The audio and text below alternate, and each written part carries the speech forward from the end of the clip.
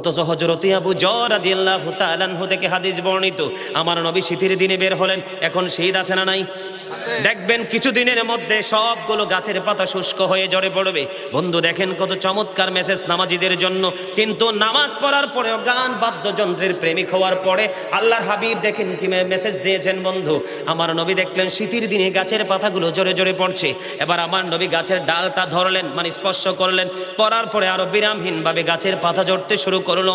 এবার আমার নবী, আপনার নবী দু জাহানের বাচ্চা নবী, তিনি একটা ডাক দিলেন, হে আবু যর। এবার আবু যর উত্তর দিলেন, লাব্বাইকা ইয়া রাসূলুল্লাহ। তার মানে নবী গো, আমি উপস্থিত হয়ে গেছি, আমি হাজির হয়ে গেছি। এবার আমার নবী বললেন, রে আবু যর, ওই গাছের দিকে নজর দিয়ে চাইয়া দেখো গো, শীতের দিনে শুষ্ক হয়ে গাছের পাতাগুলো কেমন করে ঝরে ঝরে পড়ছে। রে আবু যর, আল্লাহর বান্দা, আমি নবীর উম্মতেরা যদি রে আল্লাহ রাব্বুল আলামিনকে পাওয়ার আশায়, আল্লাহর দিদারের আশায় যদি আল্লাহর কুদরতি কদমে নামাজের মাধ্যমে সেজদা দেয়, তাদের জীবনের গুনাহগুলি গাছের পাতার মতো ঝরে পড়ে যাবে। জোরে জোরে বলুন না সুবহানাল্লাহ।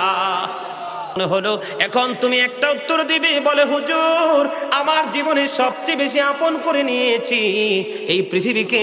তুমি যদি তোমার এই পৃথিবীকে যদি আপন করে নিতে পারো বন্ধু, আমি তোমাদেরকে তার বিপরীত মেসেজ জানিয়ে দেব। সূরা আলে ইমরান 185 নম্বর আয়াতের শেষ অংশে আমার আল্লাহ অত্যন্ত চমৎকার ভাবে বলে দিয়েছেন, ওয়ামাল হায়াতুদ দুনিয়া ইল্লা মাতাউল গুরুর। আল্লাহ বলেছেন এই দুনিয়ার জীবন, এই পৃথিবীর হায়াত একটা ধোঁকা ছাড়া কিছুই না। আওয়াজ তুলে বলুন না নাউজুবিল্লাহ। বন্ধুরে আমার, এত সুন্দর করে মানুষ বানাইছে আল্লাহ নিজে বলেছে, আসমান জমিন চন্দ্র সূর্যের চাইতেও সুন্দর করেছে আল্লাহ রাব্বুল আলামিন। আমাদের এই দেহের দিকে, আমাদের এই বডির দিকে নজর দিয়ে আল্লাহ বলেছেন, আমি আমার মন মতো করে এই বডিটাকে তৈরি করেছি। এই মানুষগুলো জাহান্নামে যাবে বন্ধু, মানা যায় না, সহ্য করা যায় না। বন্ধুরে আমার, আমি আপনাদেরকে বলতে চাই, আল্লাহর হাবিব বলেছেন, গান বাদ্যযন্ত্র বেড়ে যাওয়া, নেশা করা বেড়ে যাওয়া, মদ গাঁজা ইয়াবা সেবন করা বন্ধু, জুয়া খেলা, এগুলো কিয়ামতের আলামত। এবার আমার দিকে তাকান বন্ধুরে আমার, আমার নবীকে যখন প্রশ্ন করা হলো, ইয়া রাসূলুল্লাহ এদিকে তাকান, অত্যন্ত চমৎকার হাদিস শরীফটা শেষ করে ওনাকে সময় দিব। বন্ধুরে আমার নবীকে প্রশ্ন করা হলো, আমার নবীকে প্রশ্ন করা হলো, ইয়া রাসূলুল্লাহ তারা কি তাওহীদ মানবে না? যাদের চেহারাটা বিকৃত হবে, তাদের যাদের মাটিতে গ্রথিতকরণ করা হবে, ইয়া রাসূলুল্লাহ তারা কি তাওহীদ মানবে না? তাওহীদ মানে কি বুঝতে পারছেন? তার মানে লা ইলাহা ইল্লাল্লাহ, there is no God but Allah. তারা বলতেছেন, ওগো নবী তারা কি তাওহীদ মানবে না? নবী বলেছেন তারা মানবে। তারপরে বলেছেন, ইয়া রাসূলুল্লাহ, ইয়া হাবিবাল্লাহ, নবী গো তারা কি রিসালাত মানবে না? রিসালাত মানে হলো মুহাম্মাদুর রাসূলুল্লাহ সাল্লাল্লাহু আলাইহি ওয়াসাল্লাম ইজ দ্য মেসেঞ্জার অফ আল্লাহ, আল্লাহর প্রিয় হাবিবুল্লাহ। নবী বলেছেন তারা রিসালাতও মানবে, তারা আল্লাহকেও মানবে, তারা রাসূলকেও মানবে। নবী বলেছেন, রে পৃথিবীর উম্মত, আরো চমৎকার মেসেজ তোমরা জানো গো। নবী বলে দিয়েছেন বন্ধু, নবী বলেছেন ওয়া ইয়াসুমুন, তারা রোজা রাখবে। দেখেন আমার দিকে তাকান, বিশেষ করে যুবকদেরকে বলছি, তোমরা আমাকে ফলো করো, তোমরা একটু মনটা দিয়ে শোনো। নবী বলেছেন তারা আল্লাহও মানবে, তারা রাসূলও মানবে। তারে আমার নবী পরে তার এই বক্তব্যের সাথে আরো অ্যাড করে দিলেন, আমার নবী বলেছেন ওয়া ইয়াসুমুন, তারা রোজা রাখবে, ওয়া ইয়াহুজ্জুন, তারা হজ করবে, ওয়া ইউসাল্লুন, তারা নামাজও পড়বে। ইয়া রাসূলুল্লাহ, ইয়া হাবিবাল্লাহ, নবী গো তারপরেও কি তাদের এই সাজাটা বহাল থাকবে? নবী বলেছেন তাওহীদ মানবে, রিসালাত মানবে, হজ করবে, রোজা রাখবে, নামাজ পড়বে, তারপরেও তাদের এই সাজাটা বহাল থাকবে। কেন গো সেই সাজাটা বহাল থাকবে? নবী বলেছেন তারা গান বাদ্যযন্ত্র প্রেমিক হবে, অশ্লীল শব্দ দ্বারা সাথে মিউজিক অ্যাড করে তারা গানের আসর বসাবে। এই জন্য নবী বলেছেন এত আমল করার পরেও তাদের এই সাজাটা বহাল থাকবে। ঝরে রাতের হাওয়া, যাও রে সোনার মদিনা, এই মজলিসের সালাম খানি পৌঁছে দিও নবীজির পাকের আওয়াজায়। আল্লাহুম্মা সাল্লি আলা মাওলানা মুহাম্মদ ওয়া وعلى آل سيدنا مولانا محمد নবী গো আপনার ভালোবাসায় জীবনের গোনা ঝরে যায় নবী গো আপনার ভালোবাসায় জন্নত নসিব হয়ে যায় আল্লাহুম্মা সাল্লি আলা সাইয়্যিদিনা মুহাম্মদ ওয়া আলা আলি সাইয়্যিদিনা মাওলানা মোরা সবাই গুনাহগার গো এসেছি আপনার দরবারে যার সিলাই সৃষ্টি করছেন মাফ করেন তার খাতিরে আল্লাহুম্মা মহব্বতে مولانا محمد وعلى آل سيدنا محمد لا إله إلا الله لا إله إلا الله لا إله لا إله إلا الله لا إله আইরে কত সুন্দর মদিনা কেমনে যাব জানি না হাইরে কত সুন্দর মদিনা কেমনে যাব জানি না হাইরে দয়া করো দয়াল আল্লাহ দয়া করো দয়াল আল্লাহ নাসিব করো মদিনা লা ইলাহা ইল্লাল্লাহ লা ইলাহা ইল্লাল্লাহ লা ইলাহা লা ইলাহা ইল্লাল্লাহ লা ইলাহা বলে লা ইলাহা ইল্লাল্লাহ লা ইলাহা হাইরে কত সুন্দর মদিনা কেমনে যাব জানি না হাইরে কত সুন্দর মদিনা কেমনে যাব জানি না হাইরে দয়া করো দয়াল আল্লাহ দয়া করো দয়াল আল্লাহ নাসিব করো মদিনা লা ইলাহা ইল্লাল্লাহ লা ইলাহা লা ইলাহা ইল্লাল্লাহ লা ইলাহা হাইরে নামাজে রোজা ছাইরো না মা বাবাকে ভুইল না হাইরে নামাজে রোজা ছাইরো না মা বাবাকে ভুইল না হাইরে জান্নাতবাসী হইতে চাইলে জান্নাতবাসী হইতে চাইলে প্রাণ ভরে করো সাধনা লা ইলাহা লা ইলাহা ইল্লাল্লাহ লা ইলাহা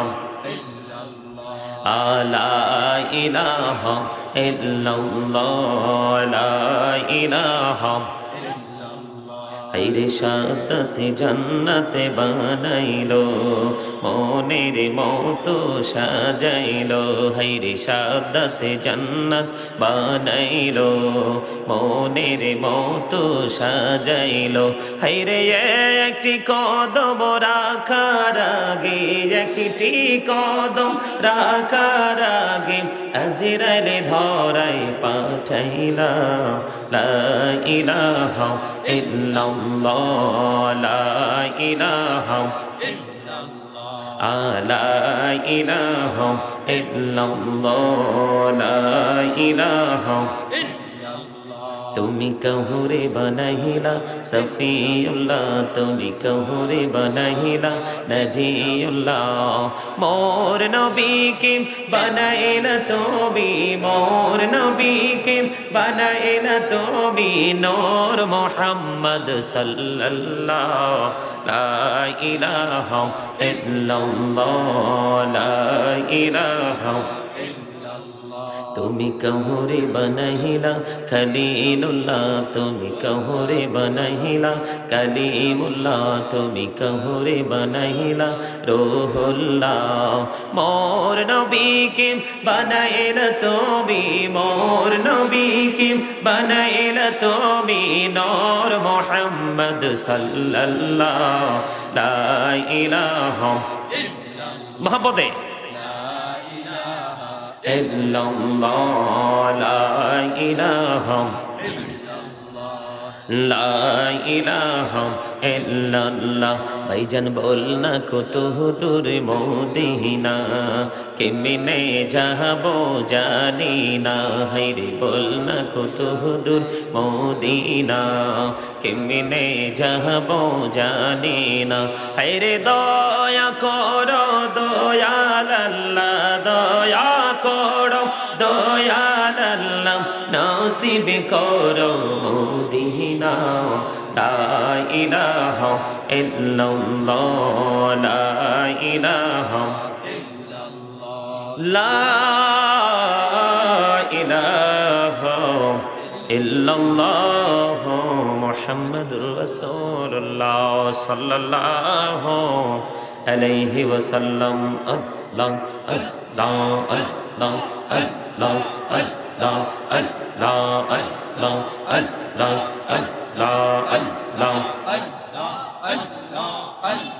আল্লাহ আল্লাহ আল্লাহ আল্লাহ মাশাআল্লাহ আল্লাহ আল্লাহ আল্লাহ আল্লাহ আল্লাহ আল্লাহ আল্লাহ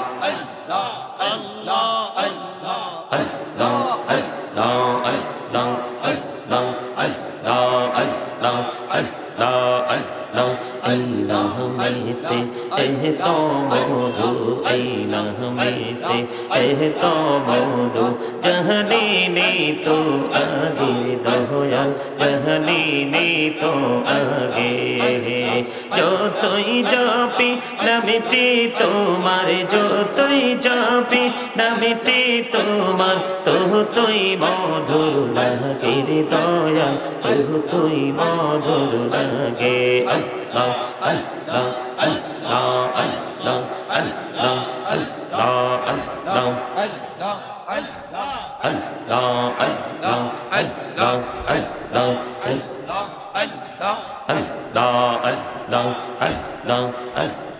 रन बोरिया डक रे बंदा रन बोरिया डक है रन बोरिया डक रे बंदा रन बोरिया डक है रे प्रहान बोरिया डक रे बंदा रन बोरिया डक रे बंदा दोहना करबो माफो अल्लाह अल्लाह अल्लाह अल्लाह अल्लाह अल्लाह माशाअल्लाह अल्लाह अल्लाह अल्लाह हो दो तेही आरमाजे अल्लाह हो दो तेही आरमाजे ईशर करो खेला पीछेर दिके चैया देखो पीछेर दिके चैया देखो डूबे जाए तुर बेहला रे अल्लाह अल्लाह अल्लाह अल्लाह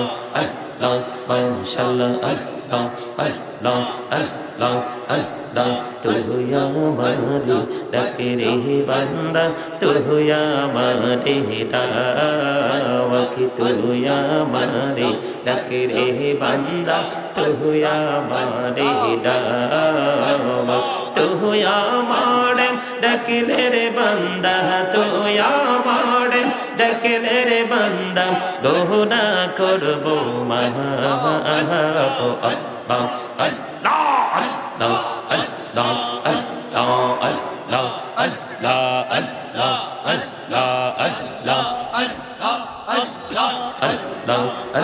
আল্লাহ আল্লাহ আল্লাহ প্রেমেরা কহড়ে গো নবী মেহরাজেতে যাইয়া প্রেমেরা কহড়ে গো নবী মেহরাজেতে যাইয়া দয়াল প্রভু দিলেন মেরাজ দয়াল প্রভু দিলেন মেরাজ মুমিনের লাগিয়া আল্লাহ আল্লাহ আল্লাহ আল্লাহ আল্লাহ আল্লাহ আল্লাহ আল্লাহ আল্লাহ আল্লাহ আল্লাহ আল্লাহ আল্লাহ আইকা হইলেন আল্লাহর ওলি গাউসুল আজম নাম যার শুনি দাইকা হইলেন আল্লাহর ওলি গাউসুল আজম নাম যার শুনি বেলায়েতের আলোই বরলো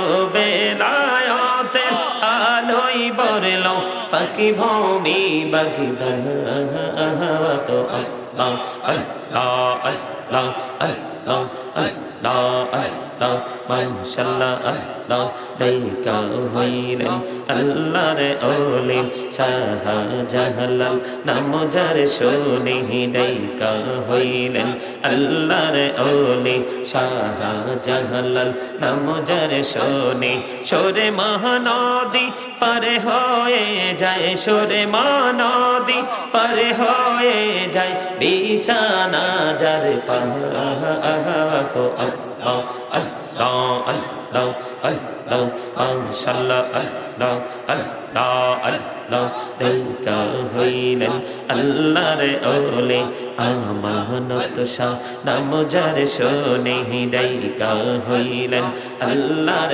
ওলি আমানত শাহ নাম যার শুনি রহমান দিয়ে বানায় নৌকা রহমান দিয়ে বানায় নৌকা সইনা হইও বাকো আল্লাহ আল্লাহ আল্লাহ আল্লাহ মাশাআল্লাহ আল্লাহ জীবন গড়িয়া করছির গোনা জীবন গড়িয়া করছির গোনা ক্ষমা করে দাও রে দয়াল ক্ষমা করে দাও আরে গোনা গলে ক্ষমা করিয়া গোনা গলে ক্ষমা করিয়া কবুল করে নাও রে দয়াল কবুল করে নাও আল্লাহ আল্লাহ আল্লাহ লা ইলাহা ইল্লাল্লাহ মুহাম্মাদুর রাসূলুল্লাহ সাল্লাল্লাহু আলাইহি ওয়াসাল্লাম। সম্মানিত উপস্থিতি, আপনারা কি মাহফিলে আসতে পেরে বসতে পেরে খুশি না সবাই? আপনাদেরকে কিন্তু একটা কথা মনে রাখতে হবে, সেই কথাটা হলো মসজিদে আজান দিলে কিন্তু সবাই যেতে পারে না। যিনি যেতে পারেন উনিই কিন্তু সফল।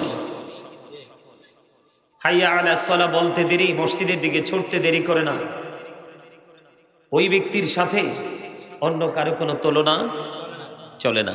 ঠিক তেমনি আজকের মাহফিল জান্নাতের বাগান, এখানে চাইলেও কিন্তু সবাই আসতে পারবে না। আল্লাহ রাব্বুল আলামিন যাদেরকে কবুল করবেন তারাই কিন্তু এখানে আসতে পারবেন, বসতে পারবেন। সম্মানিত উপস্থিতি, দিন যত যাবে তত মানুষ ইসলামের প্রতিকূলে চলে যাবে, এটাই কিয়ামতের আলামত। দেখেন, আমি শুরুতে যদি বলি আপনারা সমালোচনা মনে করেন আর যাই করেন, তবে বাস্তবতা বলতে হলে ধরতেই হবে। আগামী 18 তারিখ কিন্তু ইহুদিদের বেঈমানদের ফাইনাল খেলা। কথা বলেন, এইরকম না বিষয়টা? অথচ আমরা কি মুসলমান? আমরা কি আপনারা কথা বলেন না কেন? এই যারা প্যান্ডেলে আছেন আপনারা কথা বলেন না কেন? কথা বলতে হবে তো। আল্লাহ কিন্তু কৃপণ মানুষ আর অহংকারীকে মোটেও পছন্দ করে না, দেখতেই পারে না। কৃপণ আর অহংকারী ওই দুই ব্যক্তি আল্লাহর কাছে ঘৃণার জিনিস, ঘৃণার পাত্র। এত সুন্দর এক বাগানে বসেছেন, কথা বলতে না পারলে তো কৃপণ বলা ছাড়ার কিছুই। মনে রাখবেন, আমলহীন গান যেন বৃষ্টি শূন্য মেঘমালা, কৃপণ ধনী মানুষ যেন ফল ছাড়া গাছ,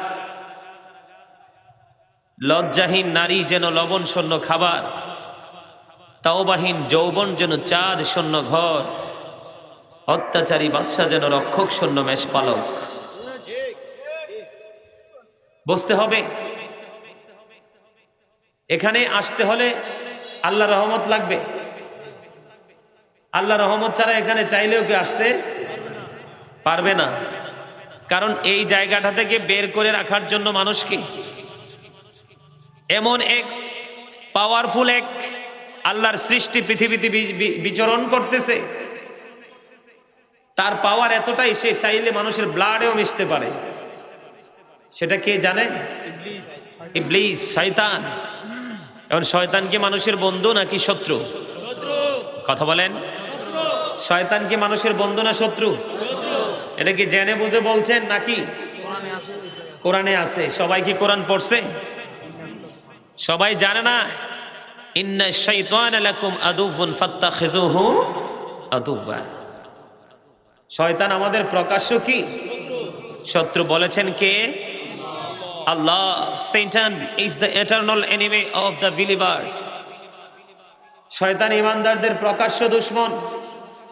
কেউ কি শত্রুর সাথে আপোষ করে কখনো? তবে চমৎকার কথা হলো কি জানেন? চমৎকার কথা হলো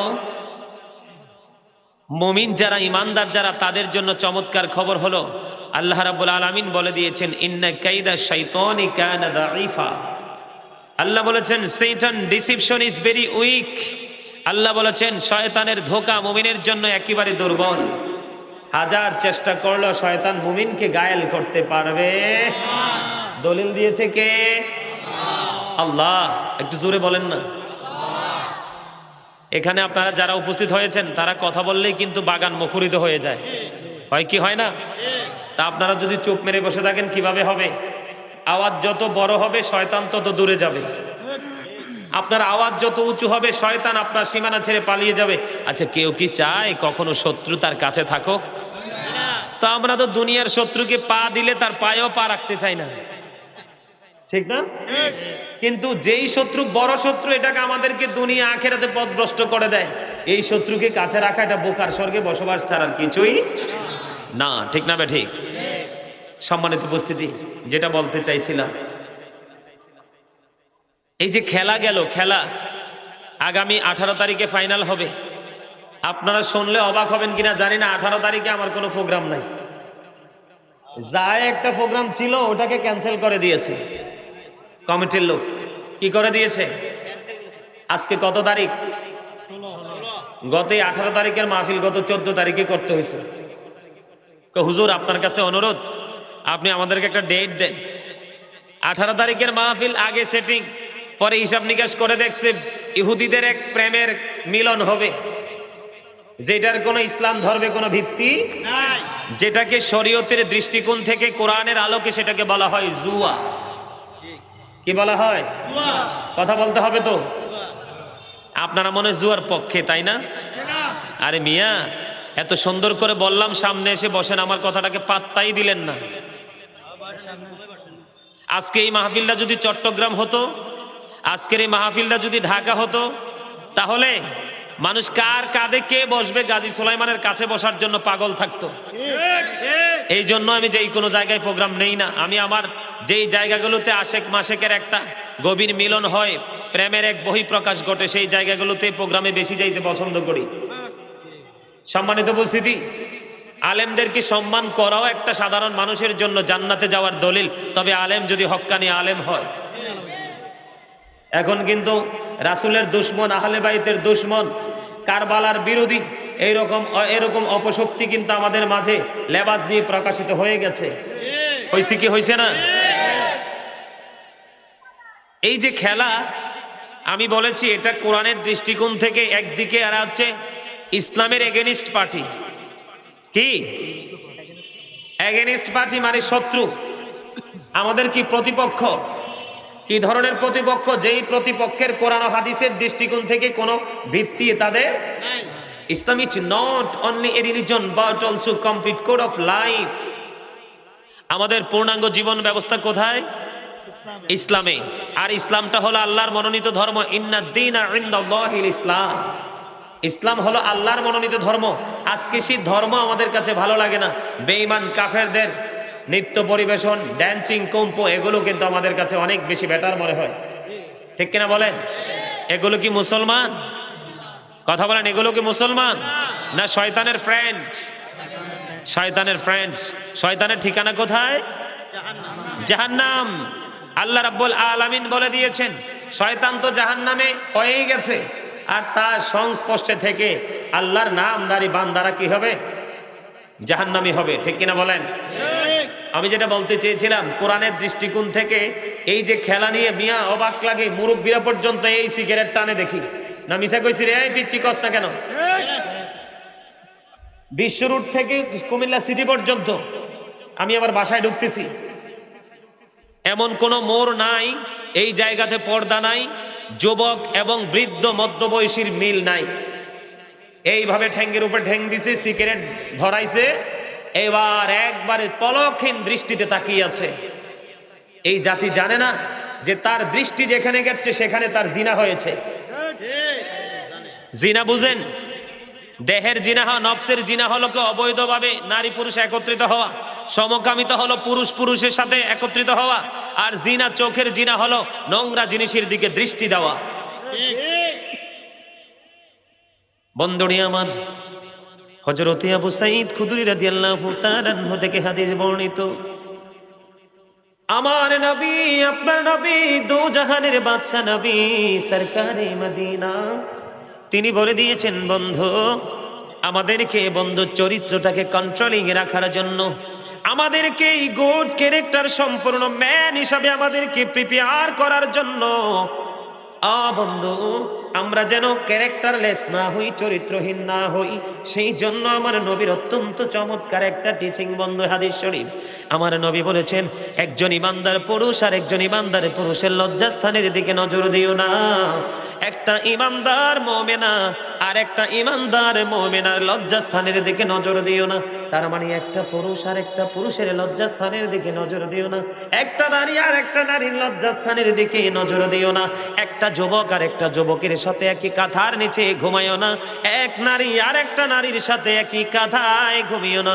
এটা কোরআন ও হাদিসের দৃষ্টিকোণ থেকে একেবারে নিষেধ। খবরটা কি ভালো লাগলো? এগুলো ভালো লাগবে না তো, কারণ এগুলো তো হক কথা, নিমের রসের চাইতে আরো তিতা লাগবে। এজন্য রাসূলও জানাই দিছে, আল হাক্কু মুররুন, হক কথা কি? নবীর কথার মধ্যে সন্দেহ আছে? ঠিক না বেঠিক? আরো জোরে বলেন না কেন? ঠিক না বেঠিক? ঠিক মনে হয়? হযরত মুহাম্মদ সাল্লাল্লাহু আলাইহি ওয়াসাল্লাম was born in Arab country. His father's name was Abdullah. His mother's name was Amina. His father had died before he was born. He lost his mother in his childhood. He was very truthful. জোরে জোরে বলেন না সুবহানাল্লাহ। আমার নবী ছিলেন শ্রেষ্ঠ সত্যবাদী। আওয়াজ তোলে সুবহানাল্লাহ। আমার নবী কি ছিলেন? শ্রেষ্ঠ সত্যবাদী। এতে কোনো সন্দেহ আছে? সন্দেহ করলে ঈমান থাকবে না। সন্দেহ করলে ঈমান থাকবে না। আমার নবী যেমন সত্যবাদী ছিলেন, নবী আমাদেরকে শিক্ষা দিয়েছেন আমরা যেন সত্য বলি, সত্য বলতে আমরা যেন অভ্যস্ত হই। আমার আলোচনাটা যেই দিকে ছিল সেই জায়গাটা হলো কি, একজন আরেকজনের লজ্জাস্থানের দিকে নজর দেওয়া যাবে না। এটা হাদিস শরীফ থেকে টোটাল নিষেধ। এখন এই সমস্যাটা কোথায়?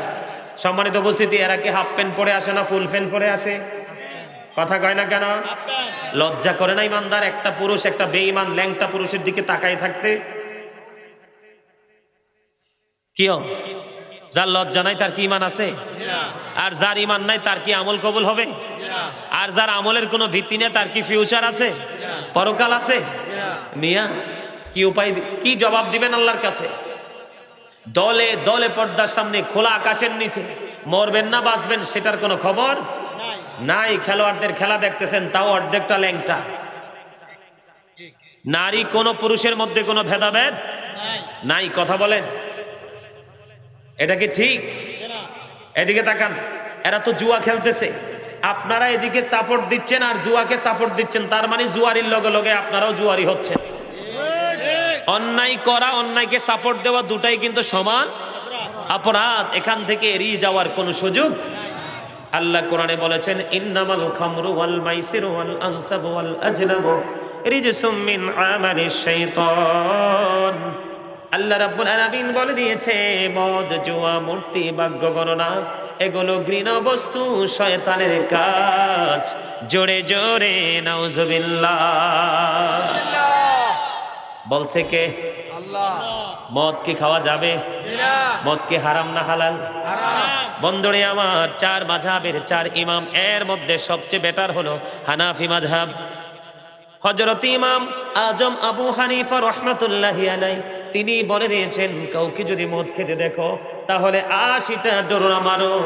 কারণ মদ যখন মানুষ পান করে তখন তার সেন্সটা লেস হয়ে যায়, তখনই সে ব্যভিচারে লিপ্ত হয়। কি করো? তাহলে কি করা যাবে? মদকে সাপোর্ট দেওয়া যাবে? কথা বলেন না কেন? হযরত আলী রাদিয়াল্লাহু তাআলা আনহু তিনি বলে দিয়েছেন, কোন গভীর সমুদ্রের উপর যদি একটা বোঁটা মদ পড়ে রে, এই সমুদ্রের পানিটা যদি শুকিয়ে যায়, এই সমুদ্রের পানি যখন শুকিয়ে যাবে তখন কিন্তু ঘাস জন্ম হবে। আমি আলী কোনোদিন এই সমুদ্রের ঘাস, আমি কোনোদিন এই দরিয়ার ঘাস আমি কোনোদিন আমার পশুদেরকে খাওয়াবো না। জোরে জোরে নাউজুবিল্লাহ। হযরত আলী তিনি আরো বলে দিয়েছেন, বন্ধু হৃদয়ের জানালা খুলে সবাই শোনো গো, আমার নবী বন্ধু হযরত আলী রাদিয়াল্লাহু তাআলা আনহু বলেছেন, ওই দরিয়ার উপর যদি বিশাল বড় একটা মিনারা তৈরি করা হয় রে, আমি আলী কোনোদিন সেই মিনারায় দাঁড়াইয়া আযান দিব না। জোরে জোরে নাউজুবিল্লাহ। ইসলামের চতুর্থ খলিফা হলো হযরত আলী রাদিয়াল্লাহু তাআলা আনহু, আর একদিকে হলো মা খাতুনে জান্নাত, তরি কলিজার টুকরা স্বামী। আমার নবী বলেছেন, I am a city of education, the gate of that city is Ali. রাসূল বলেছেন, I am a city of education, the gate of that city is Ali. আমার নবী বলেছেন, আমি হলাম শিক্ষার শহর, আর সেই শহরের দরজা হলো আমার আলী। এতে বোঝা যায় কি মদকে সাপোর্ট করা যাবে? জুয়াকে সাপোর্ট করা যাবে? যেই বাড়িতে দেখবেন জুয়ার অভ্যাস আছে, নারী বলেন, পুরুষ বলেন, যুবক বলেন, যুবতী বলেন, আপনারা দেখবেন জুয়ারির ঘরে একটা সেকেন্ডের জন্য কোনো শান্তি থাকে না। সবচেয়ে বড় লজ্জাজনক কথা হলো, একটা জুয়ারির স্ত্রীর যদি বাবার বাড়ির গয়না জমানো থাকে রে, কখনোই জুয়ার লিপসা থেকে সে গয়না পর্যন্ত বাঁচাইতে পারে না। সর্বশেষে তার পরনের কাপড় পর্যন্ত নিয়ে যায় জুয়ারি। ঠিক কিনা বলে? আর জোরে। এই যে বলে হুজুর কেন বললেন জুয়ার কথা, এই যে দুই পক্ষ খেলাধুলা করতেছে, মাঝখানে কিন্তু একটা বিনিময় আছে। কি আছে?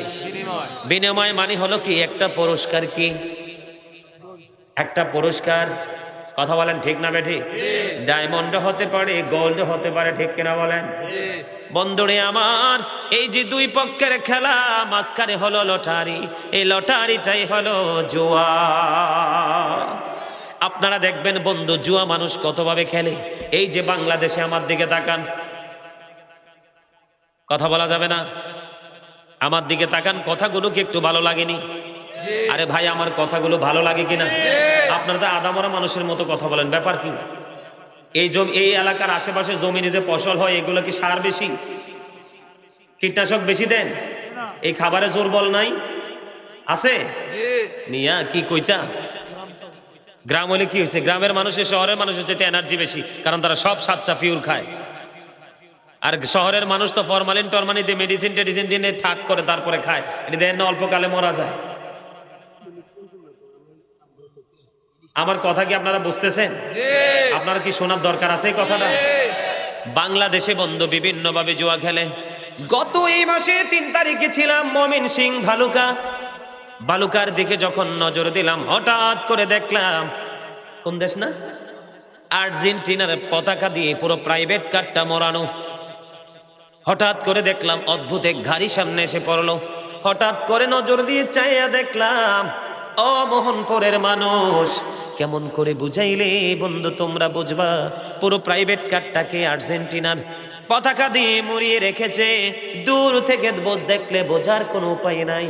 আমি যেরকম চশমা পরেছি, 2টা গ্লাস আছে, এইরকম ড্রাইভার এবং তার পাশের জন দেখার জন্য চশমার মতো কেটে সামনাটা খালি রেখেছে। জোরে বলেন নাউজুবিল্লাহ। এটা কি কোনো ইমানি কাজের জন্য করেছে?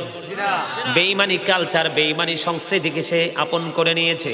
বন্ধুরে আমার, সেও তার জুয়ার সাথে সম্পৃক্ত হয়ে গেছে।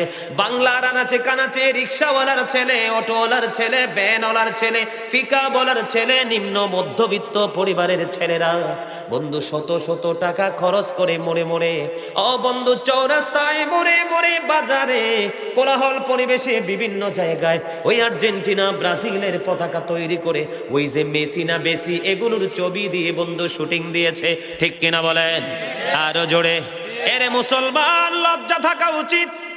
মেসির চেহারা দেখলে কি তোমার কাছে মায়া লাগে? আমার থুতু নিক্ষেপ করতে মনে চায়। কারণ আল্লাহ রাব্বুল আলামিন কোরআনে বলেছেন, ইন্নাল কাফিরিনা কানু লাকুম আদুওয়াম মুবিনা। আল্লাহ রাব্বুল আলামিন বলেছেন, the heretics are the eternal enemy of the believers. ঈমানদারদের প্রকাশ্য দুশমন হলো বেঈমানেরা। বেঈমান নাচছে, উলঙ্গ দুলঙ্গ হয়ে তোমার মাটি ছুটাছুটি করছে। একদিকে তুমি তার লজ্জাস্থানের দিকে নজর দিয়েছো, রাসূলের হাদিস অমান্য করেছো, আর একদিকে তুমি সেটা জুয়া খেলতেছে। খেলা নাই, তুমি দেখতে পারো এটা খেলা, তারা জুয়া খেলতেছে। আর জুয়ার মাধ্যমে বন্ধু তুমি সেই জুয়ার জন্য টাকা খরচ করে ব্যানার তৈরি করেছো, ফেস্টুন করেছো, বড় বড় গেট করেছো, নবীর হাদিসকে অমান্য করেছো। এই দিক দিয়ে আল্লাহর কোরআনে বলেছে সেটা জুয়া, তুমি জুয়াকে সমর্থন করেছো। এখন তুমি তোমার বিবেককে প্রশ্ন করো, তুমি ইমানদার নাকি সমস্যা আছে? এখন আমার কথাগুলো বললে বলবে যে হুজুরকে কে বলেছে আলোচনা করতে। আমাদের দায়িত্ব হলো কি জানেন? আল্লাহ বলেছেন অকুলু কাওলান সাদীদা, আল্লাহ বলেছেন সে দা রাইট থিং, আল্লাহ বলেছেন সত্য কথা বলো। আল্লাহ আরো বলেছেন ইয়া আইয়ুহাল্লাযীনা আমানু ও আনফুসাকুম ও আহলিকুম নার। আল্লাহ বলেছেন O believers, save yourself and your families from the fire. আল্লাহ বলেছেন O believers, save yourself and your families from the fire। ইমানদারদেরকে ডেকে ডেকে বলতেছেন তোমরা জাহান্নাম থেকে বাঁচো এবং তোমাদের পরিবারকেও জাহান্নাম থেকে বাঁচাও। আমি আপনাদেরকে বাঁচানোর জন্য বলছি, মানা না মানা সেটা আপনি ডিসাইড করবেন, ঠিক কিনা? আপনি কি মানবেন নাকি না মানবেন সেই সিদ্ধান্ত নেওয়ার পালা হলো আপনার। আমার দায়িত্ব হলো আপনাদেরকে ইনফর্ম করা, জানিয়ে দেওয়া। কারণ বন্ধু, এই যে বর্তমানে বাংলাদেশে একটা ফিতনা তৈরি হয়েছে, আমি আপনাদেরকে বলবো আমি কেন এই ওয়াজটা বেছে নিয়েছি। বন্ধুরে আমার, আপনারা দেখেছেন একটা দল যখন হেরে গেল আর তার আরেকটা দলের সমর্থকরা তাকে কুপিয়ে খুন করে ফেলেছে। দেখছেন কি দেখছেন না? কথা বলেন না কেন? আমার দিকে তাকান। একদিকে বেঈমানকে সাপোর্ট দিলা, একদিকে তোমার নজর অর্ধলঙ্গ বেঈমানদের দিকে নজর দিয়ে চোখের জিনা করলা, আরেকদিকে তুমি জুয়াকে সাপোর্ট করলা। বেঈমান কাফেরের সংস্কৃতিকে নিজের কাছে আপন করে নিয়ে তুমি এই ইমানদার থেকে তুমি অনেক দূরে চলে গেলা। আরেকদিকে তুমি তোমার আরেকটা ইমানদার ভাইকে তোমার নিজ হাতে হত্যা করেছো। বন্ধুরে আমার, আমি আপনাদেরকে বলবো তার সমস্যাটা কোথায়। এই যে একটা ছেলে আরেকটা ছেলেকে হত্যা করেছে, হাদিস শরীফের মধ্যে এসেছে কোন মুসলিম কান্ট্রিতে যদি কোনো বেঈমান বসবাস করে আর এই বেঈমানকে যদি হত্যার যোগ্য না হওয়ার পরেও তাকে হত্যা করা হয়, আল্লাহর হাবিব জানিয়ে দিয়েছে ওই হত্যাকারী খুনি গোটা জাতির হত্যাকারীর দায় নিতে হবে। সেই জন্য গোটা জাতিকে হত্যা করলো। নাউজুবিল্লাহ। আমার নবী বলেছেন সে জান্নাতে যেতে পারবে না। জান্নাতের ঘ্রাণ 400 থেকে 500 বছরের দূর থেকে পাওয়া যায়। ওই খুনি জান্নাতের ঘ্রাণও পাবে না। জোরে বলেন না নাউজুবিল্লাহ। আরে আরো জোরে বলেন নাউজুবিল্লাহ। আমার কথাগুলো কি ভালো লাগে না আপনাদের কাছে? যদি ভালো লাগে আওয়াজ তুলে কথা বলবেন, কারণ এই শিক্ষাগুলোর যথেষ্ট অভাব বাংলার মাটিতে। আর বিশেষ করে বর্তমানে মা বাবা বন্ধু যার কন্যা সন্তান হয় তাকে ঘৃণা করতে থাকে। বর্তমানে আমাদের দেশে কিন্তু একটা অপসংস্কৃতি শুরু হয়ে গেছে। কোনো মা বাবার ওদর জোরে, কোনো বাবা মার কোল জোরে যদি কন্যা সন্তান একটার গুড়ি দুইটা আসে, তার দিকে কেউ ভালো নজর দেয় না। আর একটা ছেলে যদি আরেকজনের ঘরও আসে তাকে পারে না মাথায় উঠাইয়া রাখে। মা বাবার অতিরিক্ত আশকারার কারণে বর্তমান যুব সমাজ একেবারে ধ্বংসের মুখে। বাবা মার কোনো শাসন নাই। বন্ধুরে আমার, আপনাকে কিন্তু জন্ম দিয়েছেন, সন্তান ছেড়ে দিয়েছেন, এটা আপনার দায়িত্ব নয়। আপনি আপনার সন্তান পৃথিবীতে আসার পরে মা খাতুনে জান্নাত ফাতেমাতুজ জাহরা রাদিয়াল্লাহু তাআলা আনহার সুযোগ্য শাহজাদা আমাদের জান্নাতের লিডার হাসান রাদিয়াল্লাহু তাআলা আনহু যখন পৃথিবীর বুকে কদম দিল, হাদিস শরীফ প্রমাণ করেছে আমার নবী আযানের নাই হযরতে হাসান রাদিয়াল্লাহু তাআলা আনহুর কানে আযান দিয়েছে। বন্ধুরে আমার, আপনি আপনার সন্তানে আসার পরে আজান দিতে হবে। 2 নাম্বার হলো 7 দিনের মাথায় বাচ্চার মাথাটা কামাইতে হবে, নাম রাখতে হবে। পুরুষ যদি শিশু ছেলে হয় তাহলে 2টা 1 বছরের ছাগল দিয়ে আকিকা দিতে হবে, আর মেয়ে হলে 1 বছরের একটা ছাগল দিয়ে আকিকা দিতে হবে। বন্ধু, এখান থেকে পার হয়ে গেল 2 বছর মা তার সন্তানকে বুকের দুধ খাওয়াবে, বাবা হালাল উপার্জন করে তার বিবিকে দিবে, আর না হয় হারাম দুধ বাচ্চার শরীরে যাবে। এই বাচ্চা কখনোই মানুষ হবে না। আমার মনে কথাগুলো বুঝে না তারা। দেখছেন নি কথা কয়নি নি। এবার 7 বছর যখন হবে বাচ্চাকে আপনি নামাজের তাগিদ দিতে হবে। কি করতে হবে? 7 বছর যখন হবে আপনি আপনার বাচ্চাকে তাগিদ দিতে হবে নামাজের জন্য। 10 বছর যখন পা রাখবে বিছানা আলাদা করতে হবে, নামাজ না পড়লে তাকে প্রহার করতে হবে। কিন্তু এরপরে আপনাকে নবীজি বড় একটা দায়িত্ব দিয়েছে। দায়িত্বটা কি বলবো? আমার নবী বন্ধু পিতামাতাকে দায়িত্ব দিয়েছেন। এই জন্য আমি সব সময় বলি, every parent should take care their children very carefully. প্রত্যেকটা পিতামাতার উচিত তাদের সন্তানের দায়িত্ব যত্ন সহকারে পালন করা। আপনি যদি সন্তানের দায়িত্ব পালন না করেন তাহলে আপনার বাচ্চা জন্মের মতো মানুষ হবে। কথা কয় না কেন? যেমন আমার বাবা একজন সরকারি চাকরিজীবী ছিলেন, আমরা কিন্তু বাবার শাসন পাই নাই, বাবার আদর পেয়েছি যথেষ্ট। বাবা যখন কাছে আসতো ছুটিতে আদর করে শেষ নাই, কখন মারবে বন্ধু। কিন্তু বাবার অন্তরালে মা এত বেশি শাসন করেছে, সেই শাসনের প্রভাব মনে হয় এখনো আমাদের অন্তরে বিরাজ করে। এটা কিন্তু মা ছোট্ট থাকতে আমাদেরকে শিক্ষা দিয়ে তুলেছে বিদায় আজকে ছোট্ট সুলাইমান থেকে বিশ্ববর্ণ একজন বক্তা হতে পেরেছি, গাজী সুলাইমান আল কাদরি হতে পেরেছি। এখানে আপনারা যারা বাবা আছেন, আমার আলোচনা যারা পর্দার অন্তরাল থেকে মা বোনেরা শুনছেন, আমি আপনাকে বলবো আপনার সন্তান 10 বছর হয়ে গেছে, 15 বছর হয়ে গেছে, আপনার সন্তান মানুষ হয় না। কারণ আপনি ওই যে বড় হইলে শাসন করলে চলবে না। বাচ্চার অন্তরে আপনি যে মা, আপনি যে বাবা, আপনি যে তার অভিভাবক, এটা বাচ্চাটাকে ছোট্ট থাকতে ধীরে ধীরে তার মনের মধ্যে একটু ভীতি সৃষ্টি করতে হবে। আর এই ভীতি নিয়ে যখন বাড়তে থাকবে, তার একটা সাইডে সব সময় বাবা মায়ের প্রতি একটা ভয় থাকবে যে আমি যদি অন্যায় করি, রং পথে হাঁটি, তাহলেই কিন্তু আমি বাবা মার মায়ের খেতে হবে। আস্তে আস্তে করে সন্তান বাবা মার দিকে অনুগত হবে, আর অন্যায় অত্যাচার ব্যভিচার সে বর্জন করতে থাকবে। এই জন্য আমার নবী বলে দিয়েছেন, বাবা মা যারা আছেন তারা মন খুলে শোনেন। এখন বাবা মা হন নাই, আরো পরে হবেন, তারাও শোনেন।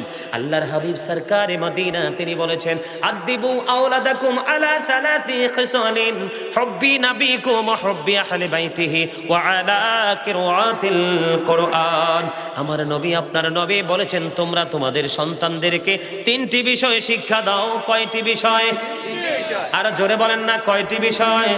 তোমরা তোমাদের সন্তানদেরকে 3টি বিষয় শিক্ষা দাও। প্রথম নবী বলেছেন, হুব্বি নাবিকুম, teach the love of the prophet. তোমরা নবীর প্রেম শিখাও, নবীর মহব্বত শিখাও, কারণ নবীর প্রেমই হলো ঈমান। আলা লা ঈমান লিমান লা মুহাব্বাত লা, নবীর প্রেম নাই তো ঈমান নাই।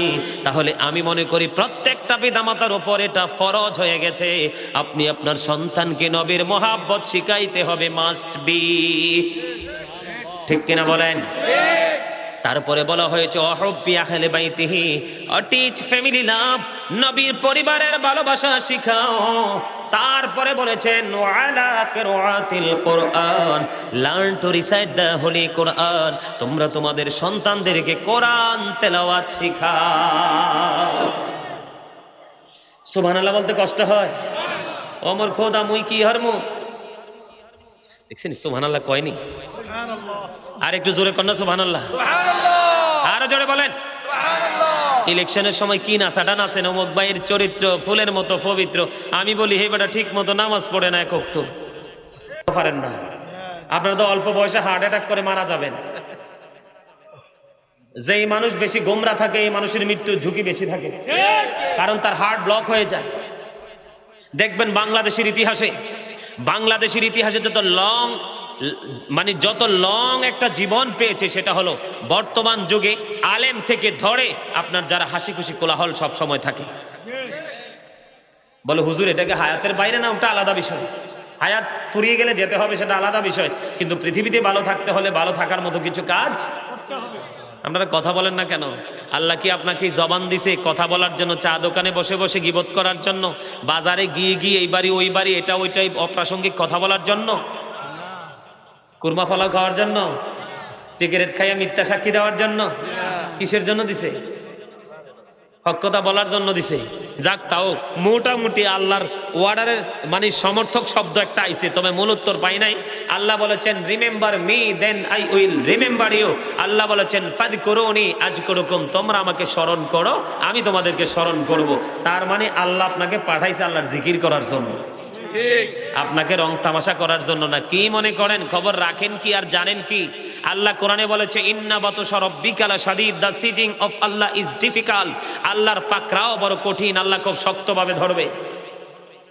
আল্লাহ তারপরে বলেছেন ইন্নাল্লাহা সারিউল হিসাব, Allah is quick to take account. আল্লাহ হিসাব গ্রহণে অত্যন্ত তৎপর। আল্লাহ খুব কঠিন ভাবে হিসাব নিবে দিতে পারবে? হ্যাঁ, জীবনের সময়গুলো কোন কোন কাজে ব্যয় করেছেন সেই জবাব দিতে হবে। যৌবনকালকে কেমন করে ব্যয় করেছেন সেই জবাব দিতে হবে। কোন পথে অর্থ উপার্জন করেছেন, কোন পথে ব্যয় করেছেন সেই হিসাব দিতে হবে। এবং ধর্ম অনুযায়ী আমল কেমন করেছেন সেই জবাবও দিতে হবে। আমার কথা কি বুঝে আসছে? আমার কথা কি বুঝতে পারছেন? তাহলে কি মদ খাওয়া যাবে, সাপোর্ট করা যাবে? জুয়া, কথা বলেন না কেন? জুয়া, এই যে বর্তমানে খেলার নামে যেটা হচ্ছে, বাংলাদেশে জুয়া হচ্ছে, কোন হচ্ছে, মারামারি হচ্ছে, কাটাকাটি হচ্ছে, কোবাকুবি হচ্ছে, এখান থেকে বাঁচার কোনো সুযোগ নাই। ঠিক কিনা বলেন?